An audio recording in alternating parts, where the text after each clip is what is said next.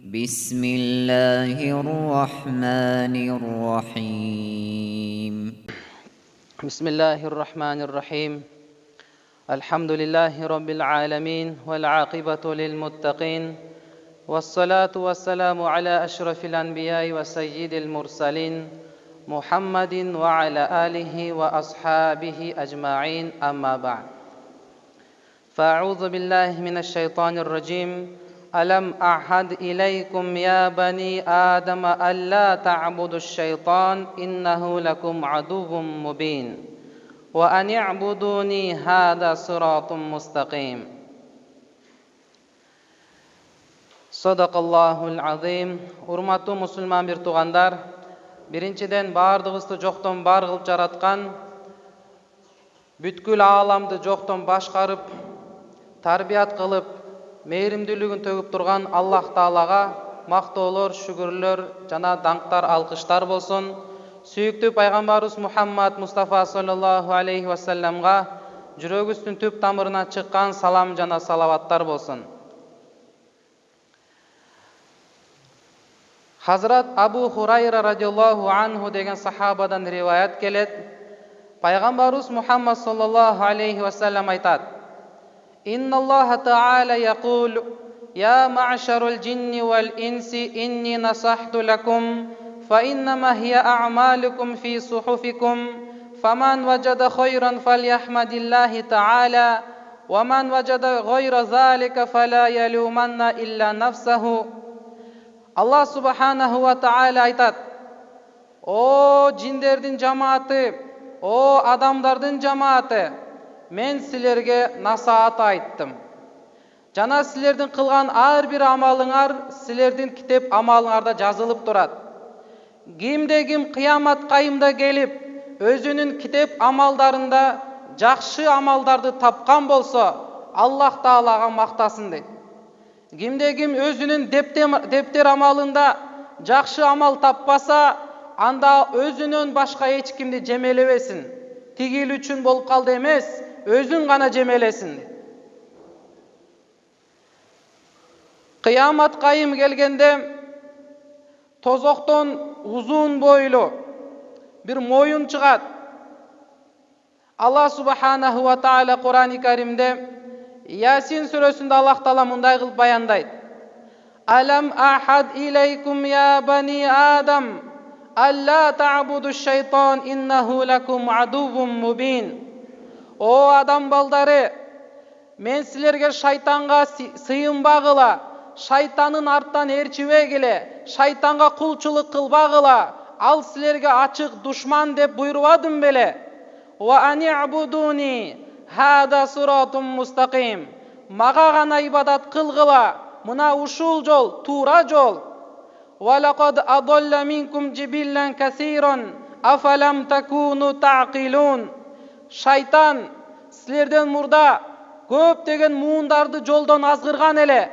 Силер акыл чаппайсыңарбы? Акыл жүгүртпөйсүңөрбү? Хадихи жаханнаму лати кунтум туадун.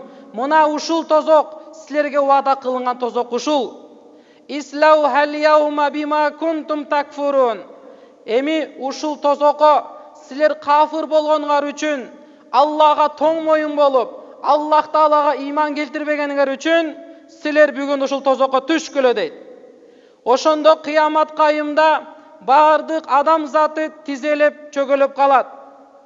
Аллах субханаху ва таала Кур'ан-ы Каримде Жасия деген сүрөсүндө айтат: "Ва тара кулла умматин жасия, куллу умматин туд'a ила китабиха." Ошол кыямат кайымда ар бир үммөттү көрөсүң тизелеп чөгөлөп калышат. Ошондо ар бир үммөт өзүнүн китеп амалына чакырылат дейт. Ошондо Аллах субханаху ва таала кыяматта бардык калай калк тизилип чогулуп турган кезде Аллах Таала бардыгынын Аллах Таала чечимин чыгарат. Керек болсо бул дүйнөдө мүйүзү бар жаныбар, мүйүзү жаныбарды сүзүп койгон болсо мүйүзү жокто, кыяматта ага мүйүз берилет дагы өчүн алдырат. Бардык жаныбарлар бири-бирин өчүн алып бүткөндөн кийин Аллах Таала жаныбарларга буйрук берет: "Куни туроба", эми силер топуракка айлангыла дейт.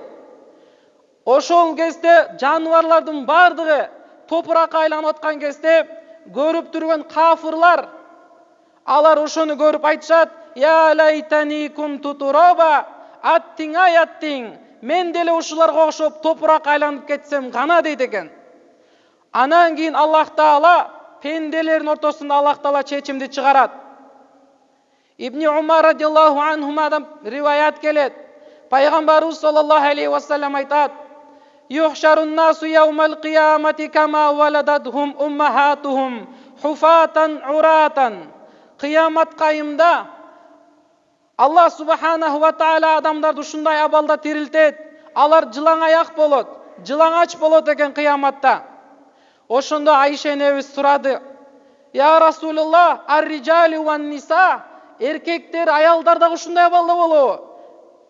Ошондо пайгамбарыбыз саллаллаху алейхи ва саллям ошондо Айша энебиз уялып, уят да кандай болуп калат? Эркектер аялын бири-бирин карап калышабы? Пайгамбарыбыз саллаллаху алейхи ва саллям Айшанын желкесине колун коюп айтты: "О Абу Кухафанын кызы, ушул күн ушунчалык коркунучтуу, айбаттуу күн болот. Адамдар бири-бирин карабай калышат. Адамдар көздөрүн асманга тиктеп карышат. 40 жыл ушундай абалда турушат.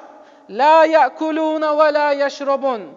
Ушундай коркунучтуу кыяматта адамдар эч нерсе жебейт, эч нерсе ичпейт. Кээ бирлер тердеп кызыл ашыга чейин тердешет. Кээ бирлер тизесине чейин тердешет.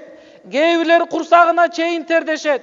Кээ бирлер мойнуна чейин, кээ бирлер оозуна чейин тердешет. Ошондон кийин периштелер аршты курчап турат. Ошондо Аллах Таала жарыя кылуучуга өкүм берет, жарыя кылгын дейт. Ошондо жарыя кылуучу жарыя кылат бардык калайкалыктын астында: "Айна фулана тумню фулан", кана баланча уулу баланча, кана чыксын ушул дейт. Бардык калайкалыктын астында бардык адамдар ошону карап турат. Ушул чыгат адам. Анан кийин ал болсо эсеп кысапка келет, кыяматка таразанын алдына келет. Ушул адам келгенден кийин бул тарапка айна асхабул мазалим, кана зулум чеккендер, ушунан зулум чеккендер кана. Кимиңерге бул зулумдук кылды эле, жамандык кылды эле, кандайдыр бир кыйынчылык жеткирген эле, кана чыксынчы дейт экен. Ошондон кийин адамдар бирден чыгат экен. Адамдар ушул жака топтолуп, жыйналып калат. Анан ушул адамдын жакшылыктары алынып, бул зулум кылган адамдарга берилет экен. Бирок ал күнү фаяума изин ла динаран ва ла дирхаман. Бирок ал күнү акчалай динар, дирхам менен берилбейт. Ал күнү ухиза минал хасанати ва рудда минас сайиат. Бул адамдын жашоосунда жакшы кылган амалдарын алынат дагы тиге берилет, тигилердин жамандыктары буга берилет экен. Анан ушинтип анын жакшылыктары алынып, бул адамдын эч кандай жакшылыктары калбай калат. Анан кийин эч сооптору калбай калгандан кийин наркылардын күнөөлөрү буга берилет. Анан кийин бул күнөөлөрдүн баарын топтоп алып туруп, ошондо жарыя кылуучу жарыя кылат: "Иржи иля уммикал хавия", эми сен бара турган тозогуңа баргын дейт экен. Кур'ани Каримде Аллах субханаху ва таала айтат: "Ла зулмал яум, инналлаха сариул хисаб". Кыямат кайымда эч кандай зулумдук болбойт. Зулум чеккендер зулумдугун өчө алынат. Чындыгында Аллах эсеп кысапты тез кылуучу. Ушул кыямат ушунчалык коркунучтуу болгондуктан бир дагы периште дагы, жакынкы пайгамбар дагы, шейит дагы бардыгы тең ойлоп калышат экен: ушундай катуу кыяматтан мен аман калбай калам окшойт дейт экен. Муаз бин Жабал радиаллаху анхудан риваят келет. Пайгамбарыбыз саллаллаху алейхи ва саллям айтат: "Ла тазулу кадама абдин хатта юсала ан арбаин". Кыяматта бардыгыбыз тең тизилип турган кезде адам баласы 4 суроого жооп бермейинче бир кадам жылганга уруксат эмес. Биринчиси ан умрихи фима афнаху, өмүрүңдү кандай өткөрдүң деген суроо берет. Ар бир адамга Аллах өмүр берет. 20 жыл болобу, 30, 50, 60 жыл Аллах өмүр берет. Өмүрүңдү кандай өткөр дегенден суроо болот. Экинчиси ва ан жасадихи фима аблаху, денең менен кандай иштерди жасагансың? Бирөөнү сөктүңбү, же бирөөгө жамандык кылдыңбы, бутуң менен жаман жака бастыңбы деген денең менен кандай иш жасадың дейт. Ва ан илмихи фима умила бихи, алган илимиңе кандай бирөөлөргө жеткирип өзүң амал кылдың. Ва ан малихи мин айна иктасабаху ва фима анфакаху, жана байлыкты кайсыл жолдо таптың, ушул топтогон байлыгыңды кандай сарптадың, кандай жолдон таптың деген суроо болот экен. Урматтуу туугандар, ушул 4 сүрөгө жооп бермейинче бир дагы кадам жылганга уруксат болбойт. Икрима радиаллаху анхудан айтат: кыямат кайым ушунчалык коркунучтуу күн, ушунчалык айбаттуу күн. Иннал валида ятааллаку би валадихи яумал кияма. Ушул күнү аталар өзүнүн балдарына келишет, айтат: я бунайя инни кунту лака валидан фид дуния ва абан лака фаясни алейхи хайран. О менин балам, мен сени өстүргөн элем, чоңойткон элем, ооруп калсаң больницаларга алып барган элем, канча кыйынчылык менен сени өстүрүп, сага ата болдум эле, канча сени тарбият кылуучу болдум деп, өмүрүндөгү кылган бардык иштерин милдет кылып жакшылыктарын баласына айтат экен. Анан кийин айтат: я бунайя код ихтажту ила мисқоли зарратин мин хасанатика. О менин балам, айланайын жаным балам, бүгүн эми мен сенин заррачалык, чаңчалык жакшылыгыңа муктаж болуп турамын дейт. Бир кичинекей чаңчалык жакшылыгыңды мага берчи дейт балам. Лаалли анжуа мимма таро. Сен көрүп турган акыбалдан балким мен сактанып каламын, нажатта болуп каламын. Ошондо баласы айтат экен: айланайын атакем, атекебайым, инни атахоффау аля нафси мисталлади таховвафта. Атакем, мен дагы сиз корккондой мен деле коркуп турамын. Кечиресиз, бирок эч кандай соопту бере албайм дейт экен. Ушул киши өзүнүн өмүр бою жашаган аялына барат. Аялына барып айтат: мен сага күйөө болдум, мен сага канча нерселерди алып бердим, бактым, карадым мен сени, канча нерсе сарптадым. Бүгүнкү күнү атлу минки хасанатан вахидатан, бир эле жакшылыкты сураймын, бир эле соопту берчи, хадия кылчы мага дейт экен. Десе аял айтат: ла атику залика, кечиресиз, мен дагы бир сооп бере албаймын дейт. Аллах субханаху ва таала Кур'ани Каримде айткан: яума яфиррул мар'у мин ахи, кыямат ушунчалык коркунучтуу күн, бир туганынан качат. Ва сохибатихи ва бани, өмүр бою жашап жүргөн аялы качат, балдары качат, атасы качат, апасы качып калат. Ушул кыямат кайымда ва ин тад'у мусқалатун ила химлиха ла юхмал минху шай'ун ва лау кана за курба. Фатир деген сүрөсүндө Алла 18-аятта айтат: кыямат күнү күнөөсү бар адам башка бирөөгө барып туруп күнөөмдү көтөргөнгө чакырган болсо, эч ким анын күнөөсүн көтөрбөйт. Ва лау кана за курба, жакынкы адам болсо дагы кыямат күнү бирөөнүн күнөөсүн көтөрбөйт экен. Bir hadiste келет: кыяматта кээ бир кафырлар алар терисине чөккөндүктөн алар акыр айтат экен: я Rabbi, тозокко киргизип болсо да райым кылчы дейт экен. Ибн Аббас радиаллаху анхудан риваят келет: пайгамбарыбыз саллаллаху алейхи ва саллям айтат: бардык пайгамбарларга Аллах Таала дуа кылганга өкүм берген, ал дуасы сөзсүз түрдө дүйнөдө кабыл болгон эле. Бардык пайгамбарлар өзүнүн дуасын дүйнөдө кылышкан эле.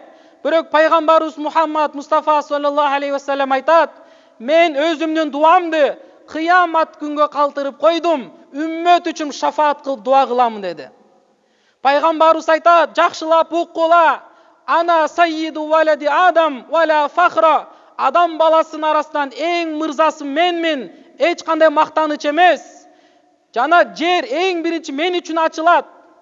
Жана кыямат кайымда мактоонун желеги менин колумда болот. Ушунун алдында бардык адам баласы чогулат.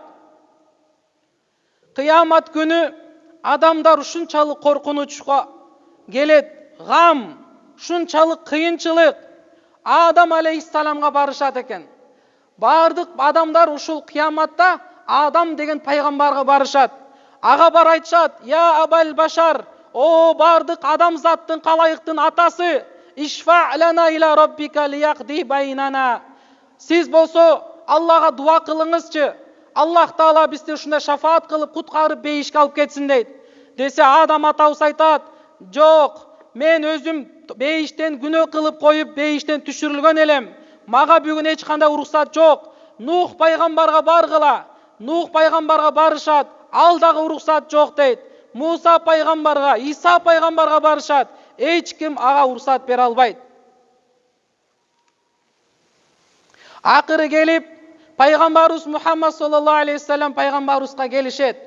Пайгамбарыбызга келип айтат: "О Мухаммад, ишфа лана иля роббика. Аллахтын астына бизге шафаат кылыңызчы" дейт. Ошондо пайгамбарыбыз айтат: "Фаятуни", мага адамдар келишет. "Фаюзанули", Аллах мага уруксат берет. Мен Аллахтын астына саждага барамын, Алладан сураймын. Аллах мага уруксат берет. Мен адамдарды шафаат кылып бейишке алып кетемин" дейт.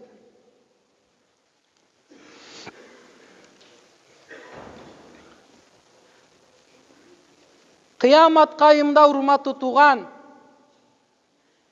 өтө коркунучтуу күн болот. Бир күнү Умар разияллаху анху мечитке кирип келгенде, Каабул Ахбар разияллаху анху баян кылып жаткан элдин арасында. Ошондо Умар разияллаху анху айтты: "Эй Каабул Ахбар, бизди коркутчу" деди. Дегенде Каабул Ахбар айтты: "Аллага касам ичем, Аллах Тааланын ушундай бир периштелери бар. Алар жаралгандан баштап белдерин бүккөгөн эмес. Белдери түз бойдон турат. Кээ бир периштелер бар, жаралгандан баштап чекелери саждада турат, чекесин көтөргөн эмес. Кыяматта сурнай тартылганга чейин ошол периштелердин бардыгы тең Аллага мактоолор айтып айтышат: "Субханака Аллахумма ва бихамдика ма абаднака хакка ибадатика". О Аллах, сен бардык айыптардан тазасың. Сага бардык мактоолор болсун. Биз канчалык ибадат кылыш керек болсо, анчалык ибадатты кыла албай жатабыз. "Валлади нафси биядихи инна жаханнама ла тaqrubu yawmal qiyamati". Кыяматта тозок ушунчалык жакын болуп келет. Ушунчалык жакын болуп келет. Ошондо бардыгы тең чөгөлөйт, тизелеп турушат. Пайгамбар дагы өзүнүн жанына коркот. Шейиттер дагы өзүнүн жанына коркот. Ошондо ар бири тең сурап калат: "Я Робби, ла ас'алука илля нафси". "О Роббим, мен өзүмө гана суранам, я Робби" дейт экен. Ушул кыяматта Ибрахим пайгамбар өзүнүн Исмаил жана Исхак деген балдарын унутуп калат. Ал айтат: "Я Робби, мен сенин досуңмун, Ибрахиммин" дейт. Ошондо айтты: Умар" деди, "Эгерде сен кыяматта 70 пайгамбардын амалы болсо дагы, сен ойлойсуң ошол күнү мен сактана албай калам деп ойлойсуң" деди. Ушунчалык коркунучтуу кыямат 50.000 жыл болот. Ошол күнү бир гана шафаат кылган, ушул үммөт үчүн мээнет кылып, үммөттүн тозок алып кетем деген бир гана пайгамбарыбыз Мухаммад саллаллаху алейхи вассалам болот. Дүйнөдө канчалык пайгамбарыбызга биз салават айтсак, пайгамбарыбызга канчалык биз жакын болгон болсок, ушунчалык пайгамбарыбыз саллаллаху алейхи вассалам кыямат күнү шафаат кылат. Бул дүйнөдө биз эң акыркы пайгамбардын үммөтүбүз. Бирок кыямат кайымда эң биринчи сапка туруп, эң биринчи бейишке барган пайгамбарыбыз Мухаммад алейхиссаламдын үммөтү болот. Кыямат 50.000 жыл болот. Дүйнө жашоосу өтө кыска эле жашоо. Каалайсыңбы, каалабайсыңбы, эрте эле кеч картаябыз, өлөбүз. Бүгүнкү күндөгү аксакалдар, кемпирлер кечеки күнү чачтары кара эле, күчтүү эле.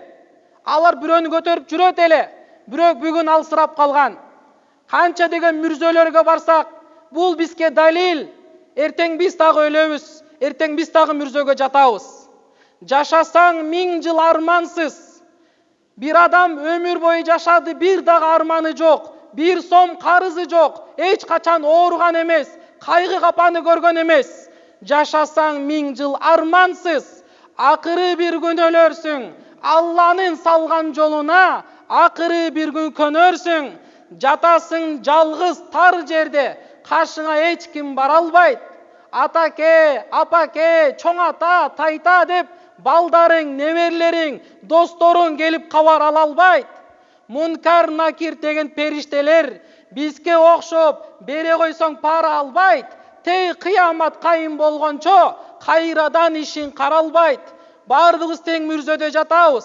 Пайгамбарыбыз саллаллаху алейхи вассалам айткан: "Иннамал кабру раудатун мин риядил жанна ау хуфарин мин хуфарин нар." Чындыгында кабыр бейиштин бакчаларынан бир бакчасасы болот, же тозоктун чуңкурунан бир чуңкуру болот. Урматтуу мусулман бир туугандар, наркы жылы кээ бирлерибиз намаздарыбыз калып кетип аткан. Балким орозону жакшы кармаган эмес элек. Балким мечитке аз келгенбиз. Балким Куранды азыраак окуганбыз. Бардыгыбыз тең акыретке даярданып, буйруса жакшы амалдарды кылайлы деп жүрөктөн чечим чыгарайлы. Ad-dunya khuliqat lakum. Düynөнүн бардыгы адам баласы үчүн жаралган. Wa antum khuliqtum lil akhira. Бирок силер дейт пайгамбарыбыз, акырет үчүн жаралгансыңар дейт. Дүйнө жашоосу кыска эле. Бүгүн барбыз, эртең жокпуз. Ар бир жаңы нерсе эскирет. Жаштар картаят, картагандар дүйнөдөн кете берет. Бул дүйнөгө келген тартип бар. Çoң ата келет, атаң келет, өзүң, балаң, небери менен келет. Бирок кеткенин тартиби жок туугандар. Ким гарантия бере алат? Эч ким бере албайт экен. Канча жашообуз калды? Канча иче турган суубуз калды? Канча тамак ашыбыз калды? Ким айта алат? Келгиле акыретке даярдыкты көрөйлү. Акыреттин жашоосу түбөлүк, эч качан бүтпөй турган. Бейишке барганда жарыялар болот. Биринчи жарыя: Inna lakum an tasihhu fala tasqamu abadan. O beyiştin adamları, sizler daima den soluqtu bolosыңар, eç kaçan oğurbaysыңар deydi. Ekincisi, inna lakum an tashibbu fala tahramu abadan. Daima jaş bolosыңар, eç kaçan kartaybaysыңар. Üçüncü cariye, inna lakum an tahyau fala tamutu abadan. Daima jaşaysыңар, eç kaçan ölböysüңөр. Dүйnöдөчү sen ölösüң, ayalың ölöt, ata-eneң ölöt, bardыгы тең ölöt. Бирок бейиштен эч ким ölbөйт экен. Төртүнчү жарыя: inna lakum an tan'amu fala tab'asu abadan. Daima бактылуу жашоону сүрөсүңөр. Daima бактылуу болосуңар, эч качан бактысыз болбойсуңар дейт. Келгиле урматтуу мусулман бир туугандар, намазын тургузайлыктер, намаздарды тургузайлы. Намаз Аллах Тааланын өкүмү. Ким намазын тургузса, ал динин тургузду. Ким намазын тургузбаса, ал динин бузду. Кыямат кайымда аввалу ма юхасабу бихил абду яумал кыяма. Кыямат кайымда эң биринчи биринчи суроо намаздан башталат экен. Фаин солюхат солюха сайру амалихи. Эгерде намаздарыбыз жакшынакай чыкса, 5 вакыт намаз окуган болсок, калган бардык амалдар жакшынакай чыгат. Намазыбыз чатак болсо, намазыбыз жок болсо, намазыбыз кемчиликтүү болсо, калган бардык амалдар кемчиликтүү болот. Бир күндү Ибрахим ибн Адхам деген чоң аалымдан бирөө келип сурайт: "Мага күнөө кылганга уруксат бериңизчи" дейт. Ал айтат: "Күнөө кылгангабы?" дейт. Анда айтат: "Биринчиден мен сага шарттарды айтам, ошого макул болсоң анда уруксат берем" дейт. Анда айтат: "Биринчиден Аллах Таала көрбөгөн жакка барып күнөө кылгын" дейт. Ал ойлонот дагы: "Аллах Таала бардыгын көрүп турат" дейт. "Башка шарт айттыңыз" дейт. Ал айтат: "Аллах Таала берип жаткан ырыскыны жебей туруп күнөө кылгын" дейт. Караса бардык ырыскыны Аллах берип атат. Айтат: "Анда сен бул дүйнөдөн чыгып, башка планетага барып күнөө кылгын" дейт.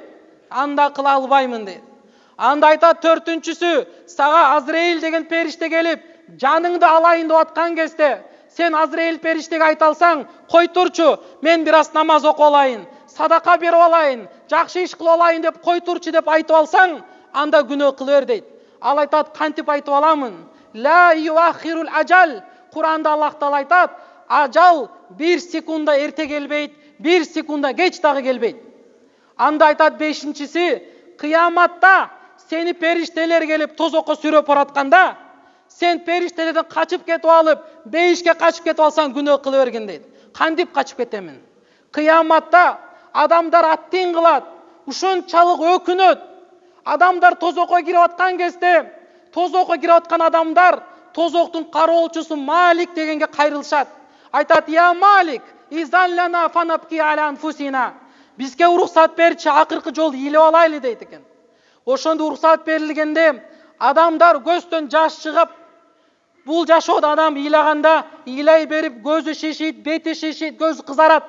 Бирок кыяматта ыйлай бергендиктен көз жаштары түгөнөт. Анан кийин көздөн ирин кан чыга баштайт экен.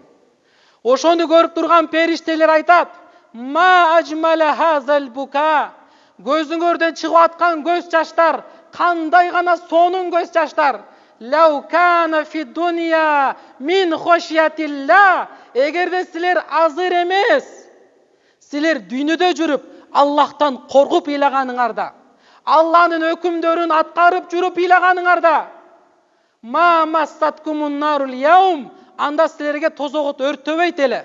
Азыр тонналап ыйлагын, кыяматта аттең болосуң, бушайман болосуң, тонналап ыйлайсың, бирок эч кандай пайдасы жок экен, урматтуу туугандар. Ошондуктан ар бирибизден кыяматка даярдыкты көрөйлү. Намазды окуй электер, тургуза электер, намазды тургузайлы. Ким Куран окуган билбесе, Куран окуган үйрөнөйлү. Ар бирибизден акыретке даярдыкты көрөйлү. Бүгүн барбыз, эртең жокпуз. Бул жашоо жыргай турган жашоо эмес. Бул жашоодо эмгек кылып, аракет кылып, эртеңди бейишти кура турган жашоо. Мүрзө уктай турган жашоо. Ал эми бейиш мына ушул жактан жыргайсың. Өлбөгөн, өчпөгөн, карыбаган түбөлүктүү жай, бул бейиш жайы ушул жакта болот. Ошондуктан кыска жашоо менен алмаштырып кетип калбайлы. Аллах Таала амал кылганга товфик берген болсун баарыбызга.